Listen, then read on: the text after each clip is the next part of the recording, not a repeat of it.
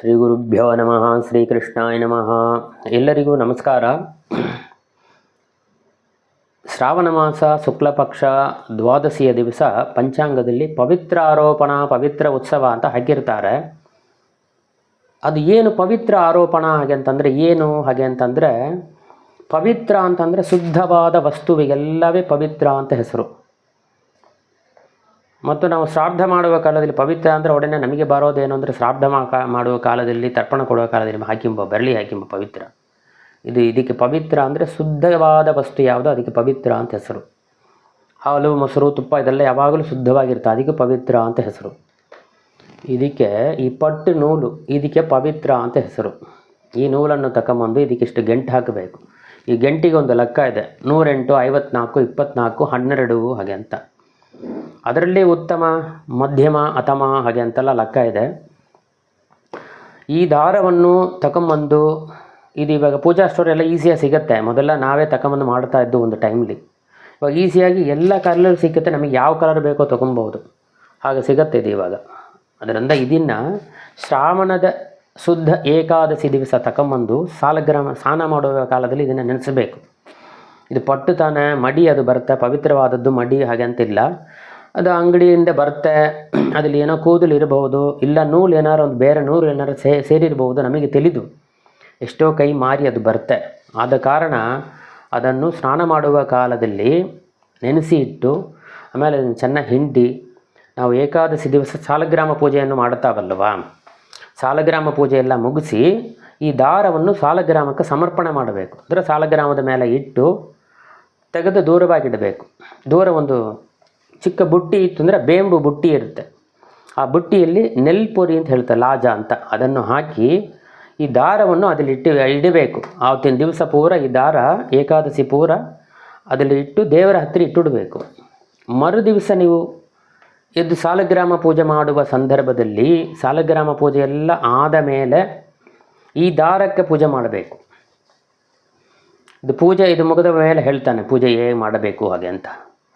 ಈ ಪೂಜೆ ಇದನ್ನು ಷೋಡಶೋಪಚಾರಗಳಿಂದ ಪೂಜೆ ಮಾಡಬೇಕು. ಒಂದೊಂದು ಗಂಟೆಗೆ ಒಂದು ದೇವತೆಯನ್ನು ಆವಾಹನೆ ಮಾಡಬೇಕು.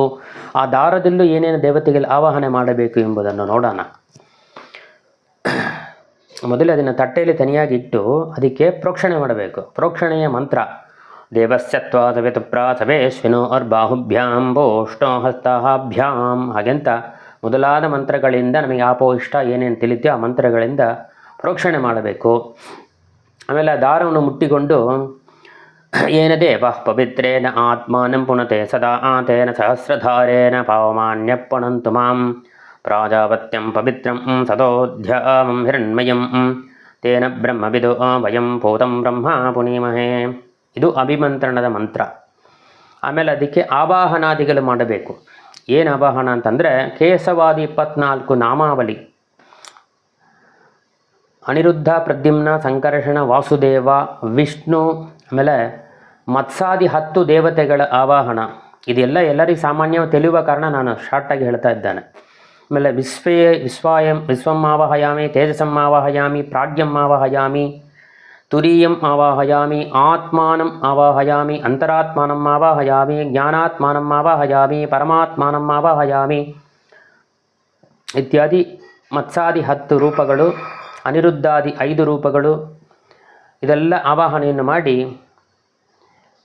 ಪ್ರದ್ಯುಮ್ನ ಸೂರ್ಯ ಸಂಕರ್ಷಣಂ ಆವಾಹಯಾಮಿ ಹಾಗಂತ ಇದೆಲ್ಲ ಮಾಡಿ ಎಲ್ಲ ದೇವತೆಗಳನ್ನ ಆ ಗಂಟೆಗಳಲ್ಲಿ ಆವಾಹನ ಮಾಡಿ ದೇವದೇವ ನಮಸ್ತುಭ್ಯಂ ಪವಿತ್ರಂ ಪೂತಮುತ್ತಮಂ ಗೃಹೀತ್ವಾ ವಾರ್ಷಿಕೀಂ ಪೂಜಾಂ ಭಗವನ್ ಪರಿಪೂರಯ ಹೀಗೆ ಹೇಳಿ ಆ ದಾರವನ್ನು ಪ್ರಾರ್ಥನೆ ಮಾಡಬೇಕು. ಅಥೋ ಓ ದೇವ ಆಬಂತನೋ ಯಥೋ ವಿಷ್ಣುರ್ವಿಚಕ್ರಮೇ ಪೃಥಿವ್ಯಾ ಸಪ್ತಧಾಮಾಭಿಃ ಹೀಗೆಲ್ಲ ಹೇಳಿ ಮಂತ್ರವನ್ನು ಹೇಳಿ ದೇವರಿಗೆ ಸಮರ್ಪಣೆ ಮಾಡಿ ಈ ದಾರವನ್ನು ಆಮೇಲೆ ಹಾಕಿಕೊಳ್ಬೇಕು. ಇದು ಹಾಕಿಂಬೋದರಿಂದ ಏನು ಹಾಗೆ ಅಂತ ಕೇಳಿದಾಗ 1 ವರ್ಷದ ಸಾಲಗ್ರಾಮ ಪೂಜೆ, ವ್ರತ ಅನುಷ್ಠಾನ, ಜಪ, ಪಾರಾಯಣ ಏನೇನು ಮಾಡಿದ್ದಾರೆಯೋ ಅದೆಲ್ಲ ಫುಲ್ಫಿಲ್ ಆಗಿ ಪರಮಾತ್ಮನ ವಿಶೇಷವಾಗಿ ಅನುಗ್ರಹ ಮಾಡ್ತಾನೆ. ಈ ದಾರವನ್ನು ಹಾಕಿಲ್ಲಾಗಿದ್ದರೆ ಈ 1 ವರ್ಷ ಮಾಡಿದ ಪೂಜಾ ಫಲ ನಿಷ್ಫಲವಾಗತ್ತೆ ಅಂತ ಇದರಲ್ಲಿ ಹಾಗೆ ಅಂತ ಹೇಳಿದ್ದಾರೆ. ಆದ ಕಾರಣ ಇದು ಎಲ್ಲರೂ ಇದನ್ನು ಮಾಡಿ ದೇವರ ಅನುಗ್ರಹಕ್ಕೆ ಪಾತ್ರರಾಗಬೇಕು ಅಂತ ಪ್ರಾರ್ಥನೆಯನ್ನು ಮಾಡುತ್ತಾನೆ. ಮತ್ತು ಶಿಲಜನ ಹೇನೋರು ಇದು ಈ ಮಠಕ್ಕೆ ಸೇರಿದವ್ರತ ಮಾಡಬೇಕು ಹಾಗೆ ಅಂತ. ಸಾಲಗ್ರಾಮ ಪೂಜೆ ಯಾರು ಮಾಡ್ತಾರೆಯೋ ಅವರೆಲ್ಲರೂ ಇದನ್ನು ಧಾರಾಳವಾಗಿ ಹಾಕಿಂಬೋದು. ಆಮೇಲೆ ಇದನ್ನು ಹಾಕಿಂಬ ಮಂತ್ರ ಪವಿತ್ರಂ ವೈಷ್ಣವಂ ತೇಜ ಸರ್ವ ವಿಘ್ನ ನಿವಾರಣಂ ಪೂಜಾ ಶಾದ್ಗುಣ್ಯ ಸಿದ್ಧ್ಯರ್ಥಂ ಮಮ ಅಂಗೇ ಧಾರಯಾಮ್ಯಹಂ. ನೋಡಿ ಇದಿಲ್ಲೇ ಹೇಳ್ತಾರೆ, ನಮಗೆ ಪವಿತ್ರವನ್ನು ನಮ್ಮನ್ನು ಪವಿತ್ರೀಕರಿಸು, ಸರ್ವ ವಿಘ್ನವನ್ನು ನಿವಾರಣೆ ಮಾಡು, ಪೂಜೆ ಷಾಡ್ಗುಣ್ಯತಾ ಸಿದ್ಧ್ಯರ್ಥಂ ಮಮ ಅಂಗೆ, ಈ ಪೂಜೆ ಷಾಡ್ಗುಣ್ಯ ನಮಗೆ ಪರಿಪೂರ್ಣವಾಗಬೇಕು ಎಂಬುದಾಗಿ, ಪೂಜೆ ಮಾಡಿದ ಫಲ ಬರಬೇಕು, ವ್ರತಗಳೆಲ್ಲ ಮಾಡಿದ್ದು ಏನು ಫಲವೋ ಅದು ಬರಬೇಕು ಎಂಬುದಾಗಿ ಈ ಅಂಗದಲ್ಲಿ ಇದನ್ನು ಧಾರಣೆ ಮಾಡ್ತಾನೆ ಹಾಗೆ ಅಂತ ಇದರಲ್ಲಿ ಹೇಳ್ತಾರೆ. ಹೀಗೆ ಇದನ್ನೆಲ್ಲ ಮಾಡಿ ಪವಿತ್ರವನ್ನು ಧಾರಣೆ ಮಾಡಿ ವಿಶೇಷವಾಗಿ ಇದು ಇನ್ನೊಬ್ಬರಿಗೆ ದಾನವನ್ನು ಕೊಟ್ಟು ನಾವು ಹಾಕಿಂಬೋದು. ಇನ್ನೊಂದು ಶ್ರೇಷ್ಠ ಅದರಲ್ಲಿ ಒಂದು ದಾನವನ್ನು ದಕ್ಷಿಣೆ ಅಡಿಕೆವೆಲ್ಲ ಸಹಿತವಾಗಿ ದೇವರ ಮುಂದೆ ಇಟ್ಟು ಅದು ಯಾರೋ ಒಂದು ಬ್ರಾಹ್ಮರಿಗೆ ಕೊಟ್ಟು ಒಂದು ದಾರವನ್ನು ನಾವು ಹಾಕಿಬೇಕು. ಇದು ವಿಶೇಷ ಅಂತ ಹೇಳ್ತಾರೆ. ಪವಿತ್ರ ಆರೋಪಣಂ ಅಂತ ಹೆಸರು ಇದಕ್ಕೆ, ದೇವರಿಗೆ ಏರಿಸುವ ಕಾರಣ ಇದಕ್ಕೆ ಪವಿತ್ರ ಆರೋಪಣಂ. ಇದಕ್ಕೆ ಇಷ್ಟು ಪೂಜೆಗಳೆಲ್ಲ ಇವತ್ತಿನ ದಿನವೇ ಮಾಡಬೇಕು ಇದಕ್ಕೆ, ಆದ ಕಾರಣ ಇದಕ್ಕೆ ಪವಿತ್ರ ಉತ್ಸವ ಅಂತ ಹೆಸರು. ಇದಕ್ಕೆ ಪೂಜೆ ಮಾಡುವ ಕಾರಣ ಇದಕ್ಕೆ ಉತ್ಸವ ಅಂತ 2 ಹೆಸರು ಇಟ್ಟಿದ್ದಾರೆ. ಈ ದಾರವನ್ನು ಇಷ್ಟು ಪೂಜೆ ಮಾಡಿ ಅವರವರ ಮನೆಯಲ್ಲಿ ಹಾಕಿಂಬೋದು ಶ್ರೇಷ್ಠ. ಇಲ್ಲದ ಪಕ್ಷದಲ್ಲಿ ಗುಡಿಯಲ್ಲಿ ಮಠಕ್ಕೆ ಹೋದರೆ ನೀವು ಬ್ರಾಹ್ಮರಿಗೆ ದಕ್ಷಿಣೆ ಕೊಟ್ಟರೆ ಅಂದರೆ ಆಚಾರ ಕೊಡ್ತಾರೆ, ಅವರಿಗೊಂದು ದಕ್ಷಿಣೆ ಕೊಟ್ಟು ನಾವು ತೊಗೊಬೇಕು. ಏನಾದ್ರು ಸಂದೇಹ ಇದ್ದರೂ ಈ ನಂಬರ್ ಇದೆ, ಇದರೊಳಗೆ ನೀವು ಈ ನಂಬರನ್ನು ಕಾಂಟ್ಯಾಕ್ಟ್ ಮಾಡಿ ನಮಗೆ ಆದಷ್ಟು ತೆಲದಷ್ಟು ಅದನ್ನು ಹೇಳೋಕ್ಕೆ ನಾವು ಪ್ರಯತ್ನ ಮಾಡುತ್ತೇವೆ. ಶ್ರೀಕೃಷ್ಣಾಯ ನಮಃ.